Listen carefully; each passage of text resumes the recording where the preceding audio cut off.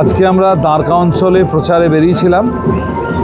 এটা দ্বারকা অঞ্চলের মানুষ, এখানে বেশিরভাগ মুসলিম অধ্যুষিত এলাকা। তো অনেক দিন ধরে তাদের ভুল বুঝিয়ে রাখা হয়েছিল। তারা বুঝতে পারছে বর্তমান বিজেপি যে সরকার, পশ্চিমবঙ্গে ডবল ইঞ্জিন সরকার আসতে চলেছে এবং মোদিজির যে উন্নয়ন, সেই উন্নয়নে সামিল হওয়ার লক্ষ্যে, এবং তাদেরকে যে ভুল বোঝানো হয়েছিল যে বিজেপি দল শত্রু দল, সেটা কিন্তু তারা বুঝতে পেরেছে। একের পর এক কেস, গাঁজার কেস, আর্মসের কেস, বিভিন্ন রকম বাজে কেস দিয়ে দিয়ে তাদেরকে জব্দ করে একদিন রাখা হয়েছিল। কিন্তু এই মুহূর্তে তারা পরিষ্কার বুঝতে পেরেছে না, বিজেপি শত্রু নয়। বিশেষ করে আমার সঙ্গে দীর্ঘদিনের যাদের রাজনৈতিক সম্পর্ক, যারা আমাকে চেনে জানে, তারা জানে যে দেবাশিস ওঝা জিতলে এখানে আমাদের কোনো ক্ষতি নেই। সেই সমস্ত সংখ্যালঘু মানুষ আজকে যোগদান করলো এবং এখানে প্রায় 40-45টি ফ্যামিলি যোগদান করলো। পরে আরও বিশাল সংখ্যক ফ্যামিলি এখানে যোগদান করবে। আমরা যে নির্বাচন, সেই নির্বাচনে আমরা জয়ের লক্ষ্যে আরও এক ধাপ এগিয়ে গেলাম।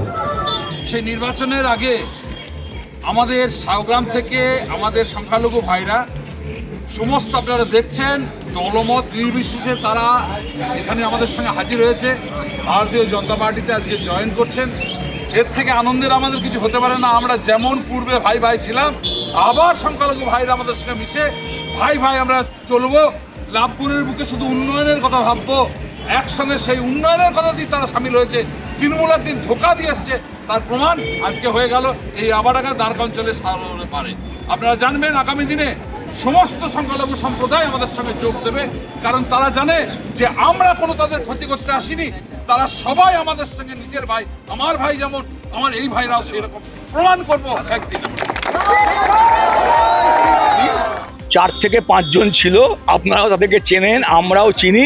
কিছু ভুল টুল বুঝিয়ে হয়তো নিয়ে এসছে। সংখ্যালঘুরা বিজেপিতে কি পরিমাণ সংখ্যালঘু মানুষদেরকে মোদি সরকার এবং ইলেকশন কমিশন যে অত্যাচার, যে মানসিক যন্ত্রণা। আজকে আমি এসডিও অফিসে সরকারি কাজে গিয়েছিলাম নির্বাচন সংক্রান্ত। সেখানে আমার লাভপুর থেকে প্রায় 500 মানুষ গেছিল, তার মধ্যে 400 মানুষ সংখ্যালঘু সম্প্রদায়ের। বেছে বেছে মুসলিম মানুষদের নাম বাদ দিচ্ছে।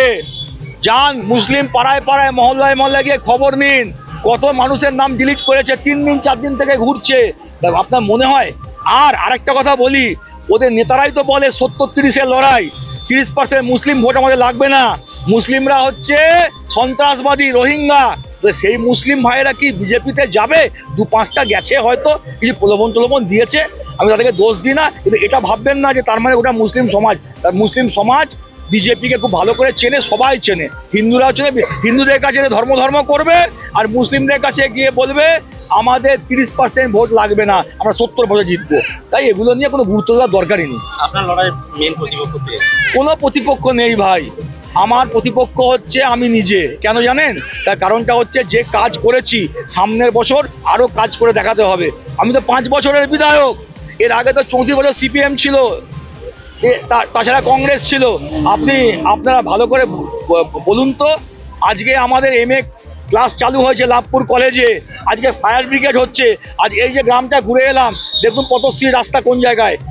আজকে এত উন্নয়ন, তাই সামনের 5 বছর আমাকে আরো বেশি কাজ করতে হবে, এটাই আমার কাছে চ্যালেঞ্জ। শুধু উন্নয়নের কথা ভাববো, একসঙ্গে সেই উন্নয়নের কথা দিয়ে তারা সামিল হয়েছে। তৃণমূলের দিন ধোঁকা দিয়ে আসছে, তার প্রমাণ আজকে হয়ে গেল এই আবাডাঙ্গা দ্বারকা অঞ্চলে সারাতে পারে। আপনারা জানবেন আগামী দিনে সমস্ত সংখ্যালঘু সম্প্রদায় আমাদের সঙ্গে যোগ দেবে, কারণ তারা জানে যে আমরা কোনো তাদের ক্ষতি করতে আসিনি। তারা সবাই আমাদের সঙ্গে নিজের ভাই, আমার ভাই যেমন, আমার এই ভাইরাও সেই রকম প্রমাণ করবো একদিন। আমাদের ভিডিও ভালো লাগলে লাইক এবং শেয়ার করুন। কমেন্ট সেকশনে গিয়ে জানান আপনাদের মতামত। আরও ভিডিও পেতে আমাদের চ্যানেল সাবস্ক্রাইব করুন এবং প্রতি মুহূর্তে খবরের আপডেট পেতে প্রেস করুন বেল আইকন।